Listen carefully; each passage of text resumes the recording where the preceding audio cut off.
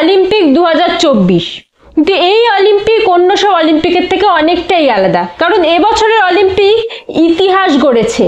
কিভাবে? এই বছর অলিম্পিকে অংশগ্রহণকারী নারী এবং পুরুষের সংখ্যা একদম সমান সমান, 50-50, যেটা অলিম্পিকের ইতিহাসে এই প্রথমবার। অলিম্পিকের ইতিহাস এমনিতে অনেক পুরনো। 776 খ্রিস্টপূর্বাব্দে গ্রিসের অলিম্পিয়াতে প্রথম অলিম্পিক শুরু হয়েছিল, কিন্তু তখন মহিলাদের যোগদান ছিল না। 1900 খ্রিস্টাব্দে মহিলারা প্রথম অলিম্পিকে যোগদান করে, কিন্তু তখন তাদের সংখ্যা ছিল মাত্র 2.2%। 1984 খ্রিস্টাব্দে সেটাই বেড়ে দাঁড়ায় 23%-এ। 2012 লন্ডন অলিম্পিকে সেটা বেড়ে দাঁড়িয়েছিল 44%-এ। আর গত অলিম্পিক অর্থাৎ টোকিও অলিম্পিক 2020-তে সেটাই বেড়ে দাঁড়িয়েছিল 48%-এ।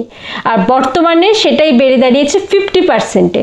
তবে এই পুরো বিষয়টা হওয়াটা কিন্তু মোটেই সহজ ছিল না। ইন্টারন্যাশনাল স্পোর্টস ফেডারেশন এবং ন্যাশনাল অলিম্পিক কমিটিগুলো কিন্তু বেশ কিছু ইনিশিয়েটিভ বেশ অনেকদিন ধরেই নিচ্ছিল। International Olympic committee national Olympic কমিটিগুলোকে অনেক আগে থেকেই বলেছিল যে বিভিন্ন প্রতিনিধি দলগুলোতে একজন নারী একজন পুরুষকে থাকতেই হবে। গত টোকিও অলিম্পিকে দেখা যায় নারী পুরুষ উভয় মিলেই তাদের নিজ নিজ দেশের পতাকা বহন করছেন।